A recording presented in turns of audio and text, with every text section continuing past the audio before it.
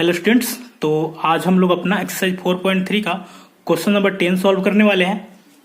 तो चलिए पढ़ते हैं क्वेश्चन को। क्वेश्चन नंबर 10 में बोल रहा है, मैसूर और बेंगलोर के बीच 132 किलोमीटर यात्रा करने में एक एक्सप्रेस रेलगाड़ी सवारी गाड़ी से 1 घंटा समय कम लेती है। यहाँ पे देखिए, है ना, दो गाड़ियों की बात चल रही है, एक एक्सप्रेस रेलगाड़ी की और एक सवारी गाड़ी की। तो एक्सप्रेस रेलगाड़ी जो है उसकी चाल ज्यादा होती है, तो बता रहे कि इसकी चाल चूंकि ज्यादा है ना, तो ये सवारी गाड़ी से, है ना, 1 घंटा समय कम लेती है। जब तेज चलेगी गाड़ी तो उसका समय जो है यात्रा पूरा करने में वो कम ही होगा।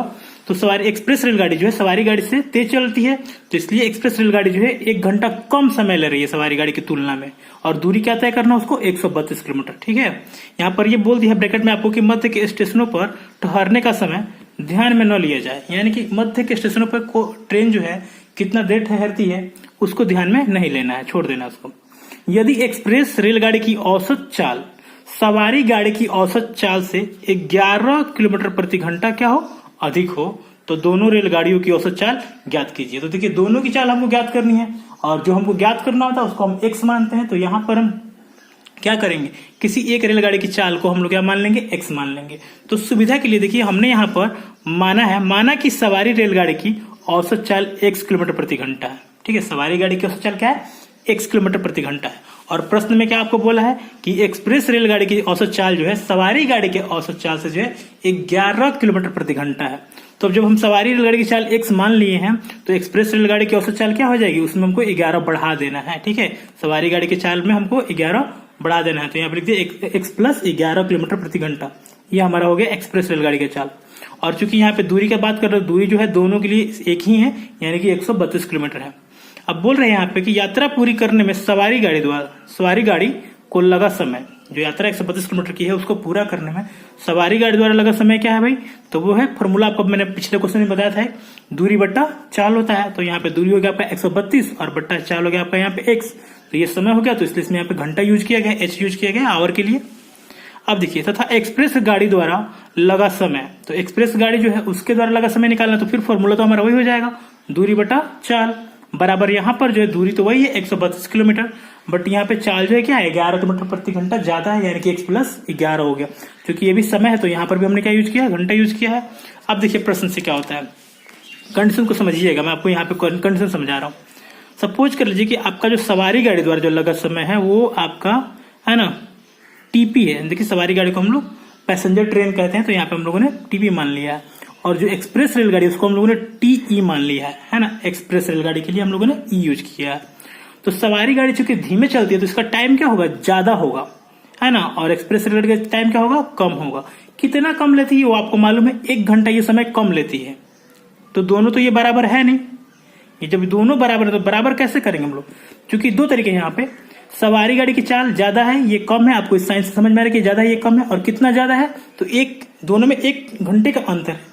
तो आप दो तरीका अपना सकते हैं, जो ज्यादा है उसमें से आप 1 घटा भी सकते हैं, अगर आप चाहते हैं 1 घटा भी सकते हैं, तो दोनों जाके क्या हो जाएगा, ये बराबर हो जाएगा, इक्वल हो जाएगा, फिर ये नहीं रहेगा साइन, बराबर हो जाएगा। और अगर आप चाहें तो यहाँ पर घटाने की जगह पे आप यहाँ पे चाहे तो जोड़ भी सकते हैं, दोनों में से कोई एक काम कर सकते हैं। समझ रहे बात को आप, टीपी जो है ज्यादा है और टीई कम है, तो आप दोनों को बराबर करने के लिए आप जाने की कितना का डिफरेंस है दोनों में, 1 घंटे का, तो आप टीपी जो ज्यादा उसमें से 1 घंटा कम कर लेंगे तो वो क्या हो जाएगा, टीई के बराबर हो जाएगा। एक तरीका ये भी है, अगर आप चाहें, है ना, अगर आप चाहें तो ये भी कर सकते हैं कि टीपी जो कि ज्यादा है और टीई कम है, तो आप टीई को अपनी ओर से, कितना कम है 1 घंटा, तो आप 1 घंटा इसको अपनी ओर से दे देंगे तो भी दोनों क्या हो जाएगा, बराबर हो जाएगा। तो ये दोनों कंडीशन हम लोग लगा सकते हैं। देखिए हम लोगों ने यहाँ पे कौन सा कंडीशन लगाया है, हमने क्या किया कि सवारी गाड़ी का जो समय है यहाँ पर आप देख सकते हैं 132/x, वो हमने यहाँ पे लिखा हुआ है। उसमें से हम लोगों ने क्या किया, चूंकि ये चाल समय ज्यादा है, ये समय है और ज्यादा है एक्सप्रेस वाले से, तो इसमें हमने एक क्या किया, घंटा कम कर लिया है। तो ये क्या हो गया, ऑटोमेटिक बराबर हो गया किसके, 132/x प्लस 11 के, यानी कि एक्सप्रेस गाड़ी द्वारा लगने वाले समय के बराबर हो गया। ठीक है, अब देखिए आगे यहाँ पे क्या हुआ है। ठीक है, एक बार मैं आपको यहाँ पे और समझा दूं कि टीपी जो है, टीपी है ना, हम लोगों ने ये वाला कंडीशन अपनाया हुआ है।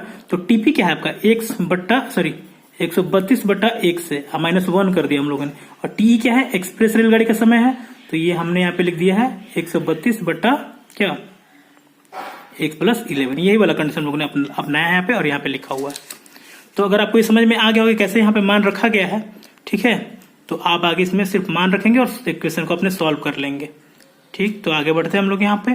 इसका पहले आपको बट्टा का घटाव करना होगा। तो यहाँ पे नीचे x है, यहाँ पे नीचे कुछ भी नहीं, यानी कि 1 छिपा है, तो x और 1 का एलसीएम आपका x हो जाएगा।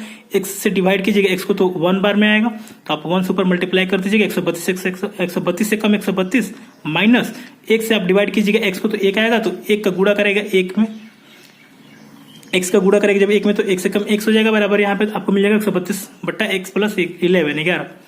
चलिए आगे बढ़े, इसको क्रॉस मल्टीप्लीकेशन कराइएगा इसका। तो देखिए यहाँ पे क्या किया गया कि 132 x का माइनस x का गुणा कराया गया x प्लस 11 में, ठीक है, और x का गुणा कराया गया 132 में। तो देखिए क्या हो गया आपका 132 माइनस x इंटू आपका x प्लस 11 हो गया, और x इंटू 132 यहाँ पे लिखा गया। आगे यहाँ पे देखिए फिर से वही चीज हमने लिखा है और मल्टीप्लाई कराया।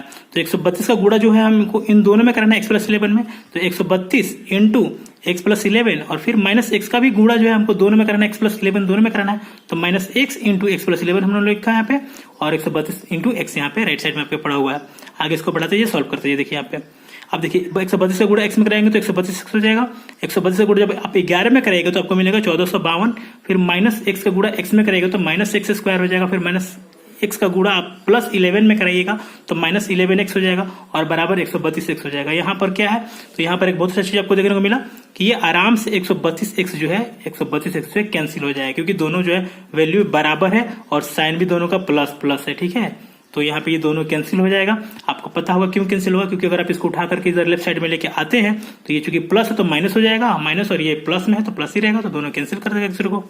अब आगे बढ़िए, देखिए यहाँ पे क्या बच रहा है, तो इसको घात के क्रम में लिखा गया है, घात के क्रम में यानी कि एक्स स्क्वायर को आगे कर लिया गया है, फिर एक्स वाला टर्म जो है मतलब कि यहाँ पे माइनस 11x वो बीच में रखा गया है, और जो अचर पद है आपका 1452 उसको जो है एकदम से लास्ट में यानी कि 3 नंबर पे लिखा गया, बराबर में इक्वल में यहाँ पे राइट साइड में आपको क्या मिल गया, 0 मिल गया, क्योंकि जो था वो तो कैंसिल हो चुका है।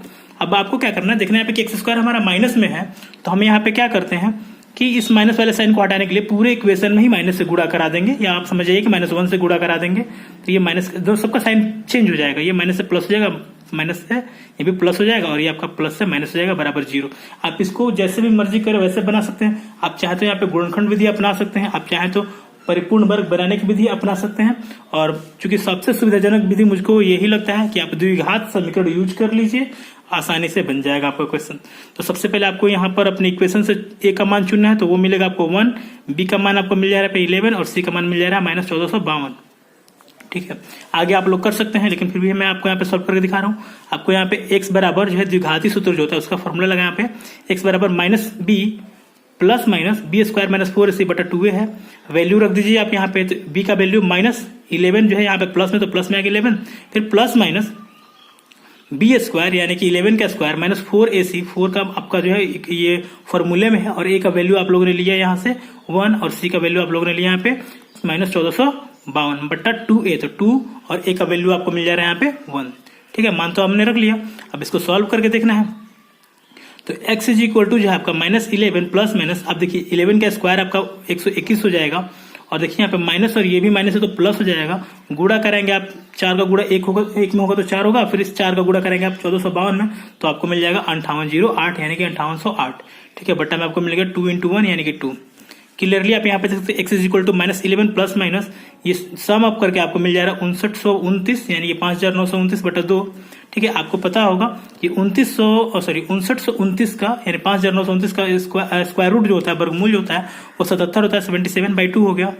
तो अब हमको एक यहाँ पे x का वैल्यू मिल गया, ठीक है। यहाँ पर ये x का वैल्यू नहीं है, बल्कि यहाँ पे दो वैल्यू छिपे हुए हैं। अगर आप प्लस यूज करेंगे यहाँ पर तो एक वैल्यू आपको मिल जाएगा x का, अगर आप यहाँ पे माइनस यूज करेंगे तो आपको एक दूसरा वैल्यू मिल जाएगा।